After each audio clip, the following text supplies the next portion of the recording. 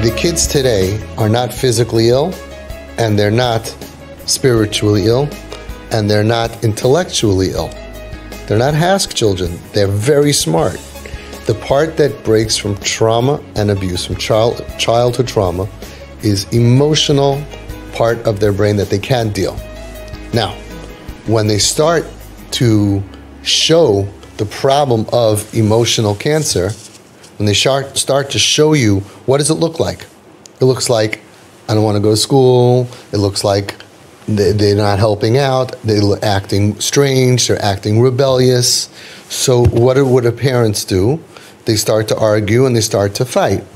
And then it goes on and on and on and on, the whole spiral. And it's coming from a shirish. It's coming from a place. There's a piece of their brain, not the intellectual part. There's a piece of their brain, you know, the muscle in the brain, right? It's broken. And now they have fMRIs that can actually show it. And they can't deal with pressure and they can't deal with stress and they have triggers. And therefore, they're acting, what does it look like? Dysfunctional. It looks like rebellious, lazy, selfish. That's what it looks like. So almost everybody in the world argues, fights, pushes, gets angry, gets frustrated at this behavior. And then they never really get to see. What you did here brilliantly, Mamish TP black belts are, I mean, everybody listening, I'm sure that you all feel the same way. I mean, this is just, you're an angel. It's Mamish, it's unbelievable what you're doing with her. So when you go ahead to somebody who's traumatized, and even if you don't know yet, and you go to a kip, and you don't let anything they do make you reject them, no matter what they do, you look at them like she is, with compassion and love. Here you are taking her on vacation, dedicating your whole life to her, and she's cursing you, and nothing. There's not one bit of you. You're not human. Not human. Your child is cursing you and using you as a punching bag, and you just know that she's sick and she needs to, and you nurture and nurture and nurture. And what's the result of that? The result of that is that you get to see the machla. The machla becomes revealed to you. And you don't see rebellious, and you don't see selfish, and you don't see bad midos. You see a girl or a boy who can go out and do sales and look like $1 million and be physically attractive and intellectually smart, right? And yet break down and have moments where they are on the emotional level of a 3-year-old. Of a 3-year-old. I'm trying to bring out a point, I don't know if I'm making it clear. Most parents are never going to have giving enough love and acceptance to these kids that they can be comfortable to fall apart in your arms. But because of what you're doing, she at night goes into mommy's bed and says, hold me tight. The same kid in a different family where they're not doing TP, and we have to give rules and boundaries and consequences, and we have to teach them how are they going to learn, and all of that, they will never see that. Because that child in so much pain, who even though they're an adult, part of them is an adult, part of them is a baby, they're never going to be able to open themselves up to you. They don't feel safe around you to say, can I come into your bed? We have grown men going into their mommy and daddy's bed at night. Please hold me. Men who are smart and intelligent and in all ways, and they need mommy. And the only way that will ever happen, that you can see the machla, the piece of your child that's broken, is if when they're spiraling out of control and when they're misbehaving, that instead of getting angry and frustrated at them, you're doing what you're doing and you're realizing, Shefla, what can I do for you, sweetheart? What's the matter with you? And then you're allowing them to reveal their true broken essence. I get calls every single day from parents, but some of them, it's all different, various levels of horrific pain that they have, but they constantly make it worse. So I got a call now, I hope they're going to come to me. The kid is homeless for 10 years. Because 10 years ago, the kid was on weed. And they stopped giving him money because I'm not going to give you money for weed. So he started stealing. So if you're stealing, those are not the rules of the house. We call the police. And all of that stuff, they took a kid on weed, which is in our room, not a big deal. Okay? We've gotten hundreds of kids off weed without rehab here in this room. And it's usually out of pain. And okay, and they amputated. And now a beggar on the street, literally begging for money.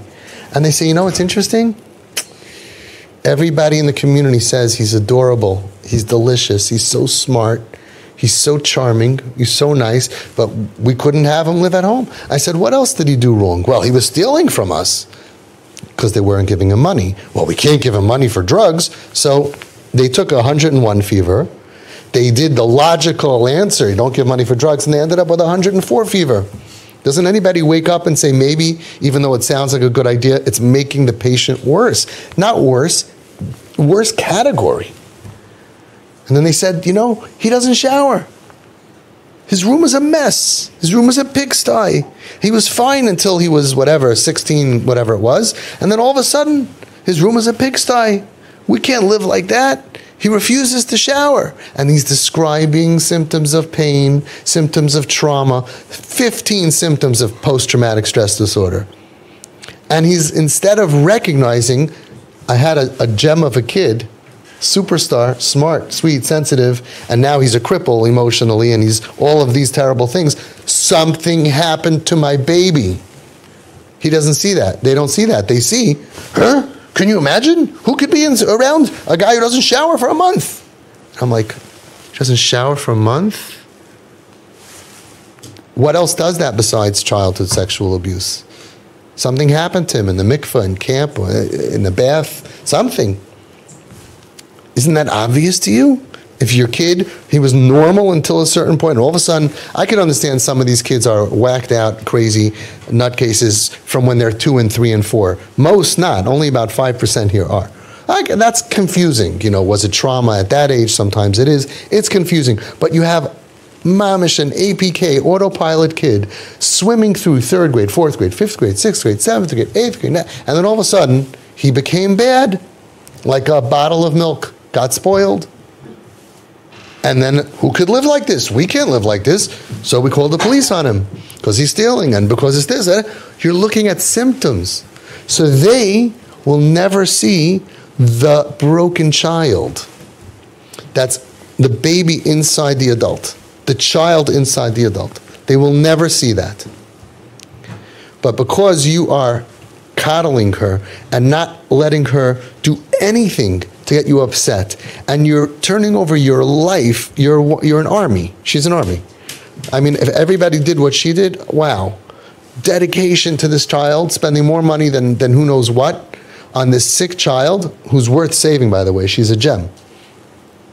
So look what happens all of a sudden. A year or two later, we end up with a kid who can do so much, and yet all of a sudden, in mommy's bed, I can't deal, sitting and crying, opening up to you, showing you her boo-boo. And now you can see, you could write a book now, what trauma does to a person. Because what she can do, that means trauma doesn't break. What she can't do, you write it down. Instead of saying, I don't understand why my kid does this and does that, write a book. Someone gets hit on a bicycle and falls down and has a certain kind of brain injury, you can write a book. Let me tell you what happens when an 8-year-old kid who's 4'7" gets hit by a car going 6 miles an hour and has this and this type of brain injury. And I'm going to write a book by following this child, and everything he does, it doesn't affect, and everything cannot do from then, obviously, is from the accident, right? You can write a book on what does emotional cancer do to our kids. What does childhood trauma do to our kids? You're writing a book. You don't have to, by the way. I wrote it for you. It's 1,100 pages and growing, but still. Okay, it's in the manual. Look at your kids. This is done by trauma. Bad midos doesn't do this. Bad midos can only take you so far. You could swing 10% this way, be super nice, not nice, selfish, not selfish. You can't ruin your life and become a drug addict on the street and hurting everyone around you and defying Hashem and going off the... That doesn't come from a bad midah. Their problem is not that you didn't play enough Uncle Maishi when they were young, cursing you and they're upset at you, and you don't respond, which takes tremendous gvura. They will apologize to you. What happens at that time when your kid is angry at you or yelling at you or cursing at you, chas v'shalom? Why do you yell back? Why do you fight back? First of all, it hurts and you're human, okay. But if someone says, let's say you had the wherewithal to control yourself, why do those people fight back? Because they'll say, I need to teach them a lesson. They can't talk to a parent that way. That's not going to be tolerated because I need to teach you, and I want to get you to apologize. You get her to apologize by not responding. They come down back to their senses, and they calm down, and they will say, I'm sorry, mommy, why? Because their problem is not bad midos. Their problem is that they're good, and they get crazy because of post-traumatic stress disorder. So the people who are yelling back, beshita, I'm not talking about being in pain, beshita, are doing it because they misdiagnose the problem. They think that I have to teach you midos. And if I'm not going to teach you midos, I was on the phone tonight before you wonderful people came to keep me company. Terrible story. The mother's crying and the father's saying, you have to stop yelling at him to keep Shabbos. She says, who's supposed to be his mommy if not me? Who will be the mommy of my children? Who will be the mommy if not me? I shouldn't tell him to not keep Shabbos. He made pizza in my oven on Shabbos. And I shouldn't tell him? And she can't see in the fleshik problem, right? Okay, for Shalshidas. Okay? So, but the father is saying, you don't yell at him about Yiddishkeit. He has so many problems. He was in jail. He's homeless. He's on drugs. Don't yell at him about, and understand a mommy's pain. She's like, if you see your child eating poison, you wouldn't yell, stop? I have to be mechanachim. Who's going to be mechanachim? Some other mommy? I'm his mommy. Nebuch, it's heart-wrenching. They don't know what the problem is, so they don't know how to fix it. So many of the people giving advice to parents, the reason it doesn't work is because they don't know what the problem is. So you call them up and they say, my kid stole from my wallet, what do I do? I would ask the person before you give advice, do you think the problem is that they have a bad midah? Or do you think the problem is that they have emotional cancer? They're giving advice for bad midos. You have to stop him. He has to have consequences. He has to learn boundaries because otherwise never going to be normal. Maybe on a healthy person, maybe not on a sick person. A sick person who's acting this way, who has the best midos and is be'etzem good, it's a different reason why they're acting that way, and you can't fix that with any kind of musar or teichacha. So what you're doing is just, it's magnificent. I'm just watching this happen, and that's why when she can do something, she does it, because at the very minimum, you didn't take her emotional pain that's causing her to be a cripple in certain areas and yell at her and scream at her and be merachik her and make her lose those other areas. So now, whatever she can do, she'll do. She can go to work, she'll go to work. She can go keep Shabbos. She can go keep Shabbos. She could say, she can go to Tkiyah Shaifer. Most kids in her situation, all kids, Kemat, in her situation that have normal parents who are not doing TP, can't do that. You are an enabler. You enabled her to go to shul on Rosh Hashanah. You enabled her. You did. You're an enabler.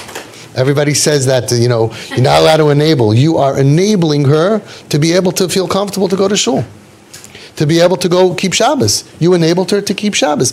And I'm looking at this girl, and those of you who know the story for so many years, she's in so much pain, and I can't understand why Hashem makes Jewish people have so much pain. We can't understand that. But what I do see is her strength, her gvura, her commitment to Yiddishkeit. What she did in that Shabbos that she kept, and in so much pain and difficulty, not smoking her weed and putting away her phone.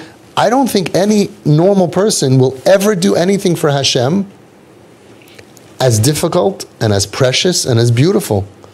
It's like for some reason, Hashem is like saying, like, you want to see how strong my kids are? I'm going to bop them on the head, crush them, and then they're going to be all broken. And look, they're still going to keep Shabbos. They're still going to, she made Kiddush. Unbelievable. Unbelievable.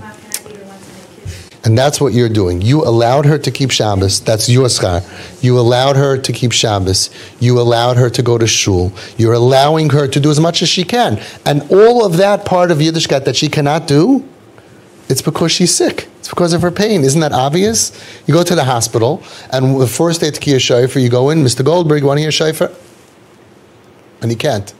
And the second day, he says, yeah. So what happened? He was Chayzer B'tshuva overnight? No. He couldn't the first day, and he could the second day. She's going to do everything that she can do in her power, and her power is greater than my power and greater than our power. These kids are stronger than us. We've never done anything in our lives that shows from the depths of pain that Hashem is throwing them into, and they come out, and each one of them does it. If you allow them to. If you yell at them and you scream at them and you marachik them, they're so busy being homeless and feeling so much more pain because mommy and daddy don't like me and don't understand me and don't believe in me. And it's like, all we needed is just an x-ray.